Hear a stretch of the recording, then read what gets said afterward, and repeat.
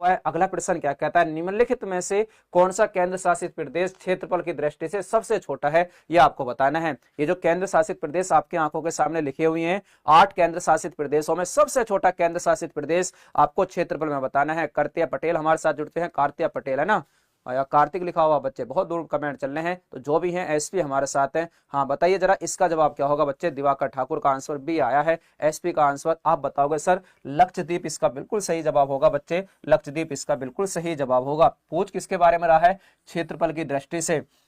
अगर आपसे पूछ लेता बच्चे कि बताइए जनसंख्या की दृष्टि से सबसे छोटा केंद्र शासित प्रदेश, तब भी आप क्या बताते, लक्षद्वीप ही बताते। अगर जनसंख्या के अनुसार आपसे पूछ लेता, अगर पूछ लेता जनसंख्या के अनुसार सबसे बड़ा केंद्र शासित प्रदेश कौन सा है, तब आपको बच्चे दिल्ली बताना था। तब 2011 की जनगणना कह रहा हो बच्चे लिखकर, 2011 की जनगणना। अगर आपसे पूछ लेता अब इस समय जो सबसे बड़ा है, आप बताओगे सर क्षेत्रफल में। अगर आपसे पूछ लेता ना कि क्षेत्रफल में आज सबसे बड़ा कौन सा है, लद्दाख है। और आपसे पूछे राजस्थान, वैसे क्षेत्रफल में सबसे बड़ा है। आपसे पूछे जनसंख्या में सबसे बड़ा कौन सा है, यूपी है। आपसे पूछे जनसंख्या में सबसे छोटा कौन सा है, तब आप बताओगे सर सिक्किम है। कौन सा है, तब आप सिक्किम बताओगे। और आपसे पूछ ले क्षेत्रफल में सबसे छोटा कौन सा है, तब आप गोवा बताओगे। लेकिन ये केंद्र शासित प्रदेश पूछ रहा है, तब आप लक्षद्वीप बताओगे। चाहे आपसे जनसंख्या में कह दे और चाहे आपसे बच्चे क्षेत्रफल में कह दे, सबका आंसर, दोनों का आंसर मतलब लक्षद्वीप आने वाला है। गोवा सबसे छोटा राज्य है क्षेत्रफल में, सिक्किम क्षेत्रफल में नहीं बच्चे, जनसंख्या में सबसे छोटा है। आगे आइए जरा, निम्नलिखित में से कौन सा नृत्य रूप सिक्किम से जुड़ा है, इनमें से कौन सा नृत्य ऐसा है जो सिक्किम से जुड़ा है बच्चे, ऐसा कौन सा नृत्य है जो सिक्किम से जुड़ा है। मैं आपसे कह रहा हूं तेजी के साथ जवाब आना चाहिए आपका। आप तैयारी कर रहे हैं, पहचान तभी होगी जब आपका जवाब बहुत तेजी के साथ आएगा। रोयल राजपूत, वंदना लोधी हमारे साथ हैं, कशिश एस खान, अंबेडकर नगर से रानी राव हमारे साथ हैं, विजय ठाकुर हमारे साथ जुड़े हैं, राज रावत है बच्चे, रहमत अली हमारे साथ हैं। बताइए दिवाकर ठाकुर, रोयल राजपूत, सबका तेजी के साथ जवाब आना चाहिए कि इसका जवाब क्या होगा। रोबिन हमारे साथ हैं, आप बताओगे सर निम्नलिखित में से कौन सा नृत्य रूप सिक्किम से जुड़ा हुआ है, यह आपको बताना है।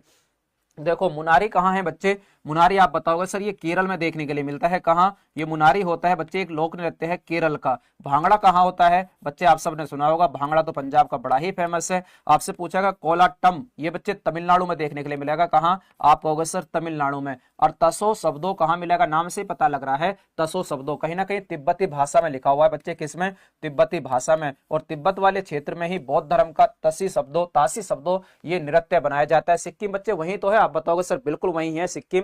इसलिए मुनारी केरल का, भांगड़ा पंजाब, कोलाटम बच्चे तमिलनाडु, तमिलनाडु। बताइए भारत की पहली ई लोक अदालत का आयोजन किसके द्वारा करा गया, ई लोक अदालत का ना प्रयोग किसके द्वारा करा गया, मतलब वीडियो कॉन्फ्रेंसिंग के द्वारा मामलों को खत्म करने की शुरुआत, वीडियो कॉन्फ्रेंसिंग के द्वारा मामलों को जो भी निपटारे करने हैं, जो भी बच्चे केस या कोई भी अन्य मामला है, इसमें ज्यादातर वो थे मामले जो बच्चे लोक अदालत के होते हैं। तो लोक अदालत लिख भी रहा है, ई लोक अदालत का आयोजन बताइए किस राज्य में करा गया था। ये मेरे हिसाब से 2020-21 की कहानी थी जब इसकी शुरुआत होती है। ये 2020 की कहानी थी जब बच्चे भारत में कोरोना चल रहा था, उस समय इस लोक अदालत को लेकर आया कौन, सबसे पहला राज्य वो बना बच्चे कौन सा, छत्तीसगढ़। छत्तीसगढ़, छत्तीसगढ़ बड़ा इंपॉर्टेंट प्रश्न है ये, छत्तीसगढ़ वाला प्रश्न बार बार पूछा गया है, फिर भी आगे आपसे पूछा जा सकता है। तो आप बताओगे सर इसे लेकर आने वाला कौन था, छत्तीसगढ़ था बच्चे, लोक अदालत को लेकर आने वाला छत्तीसगढ़ था। छत्तीसगढ़ आपको याद करना ही पड़ेगा, करना पड़ेगा। बताइए जरा निम्नलिखित में से कौन सी भारतीय मलिन बस्ती विश्व की सबसे बड़ी मलिन बस्तियों में से या झोपड़पट्टियों में से एक है। मलिन मतलब कहते हैं बच्चे गंदी, गंदी बस्तियां या झोपड़पट्टी वाली बस्तियां। बताइए पूरी दुनिया में सबसे बड़ी है झोपड़पट्टी वाली जो बस्तियां हैं जिन्हें मलिन बस्ती कहते हैं, आपको बताना है ये कहां देखने के लिए मिलते हैं। जैसे आप उत्तर प्रदेश की जीएस पढ़ते हैं तो उत्तर प्रदेश में क्रांतिकारी शहर हुआ है मेरठ, मेरठ में सबसे बड़ी मलिन बस्तियां पाई जाती हैं। और पूरी दुनिया में आपको बताना है कि सबसे बड़ी मलिन बस्ती कहां मिलेंगी। आप कहोगे सर दुनिया में सबसे बड़ी मलिन बस्ती, आप कहोगे सर ये मिलते हैं धारावी।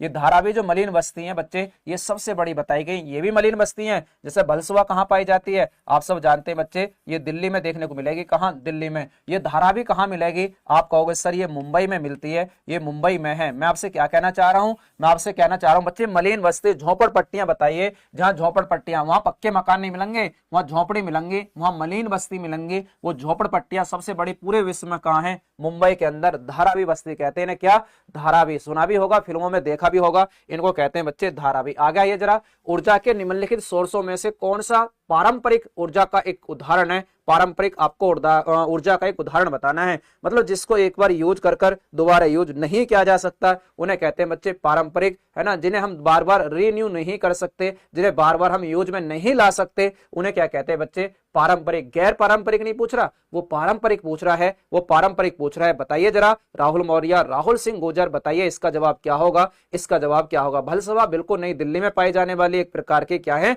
मलिन बस्तियां हैं। आपको होगा सर इसका जवाब बहुत आसान हो जाएगा। 4 ऑप्शन आपको काटने आने चाहिए। देखो, ज्वारीय ऊर्जा का प्रयोग कर सकते हैं बार बार, सौर ऊर्जा का प्रयोग कर सकते हैं बार बार, पवन ऊर्जा का प्रयोग कर सकते हैं बार बार, एक ऐसा है पेट्रोलियम पदार्थ जिसका हम प्रयोग बार बार नहीं कर सकते, इन्हें कहते हैं सर पारंपरिक ऊर्जा सौर, पारंपरिक ऊर्जा सौर। सर ये जो तीनों लिखे हैं, ये जो तीनों लिखे हैं, बस यहां लिखा मिलेगा क्या? गैर पारंपरिक ऊर्जा सौर। इन्हें यहां लिखा मिलेगा क्या? गैर पारंपरिक।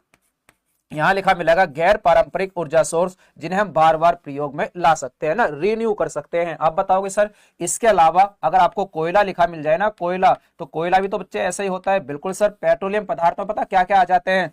हो सकता है आपसे ऐसे लिखा मिल जाए, पेट्रोल लिखा मिल जाए, हो सकता है आपको गैस लिखा मिल जाए, हो सकता है आपको डीजल लिखा मिल जाए। तो ये सब इसी के उदाहरण है बच्चे, जिनका प्रयोग एक बार हम कर लें तो दोबारा इनका प्रयोग नहीं होता, एक बार में ये खत्म हो जाते हैं। बहुत बढ़िया, जो भी हमारे साथ जुड़ रहे हैं, बहुत आते हैं पेपर में, कौन सा कन्वर्जन है, कौन सा बच्चे नॉन कन्वर्जन है, आप बताओगे? आपकी आंखों के सामने लिखा है सभी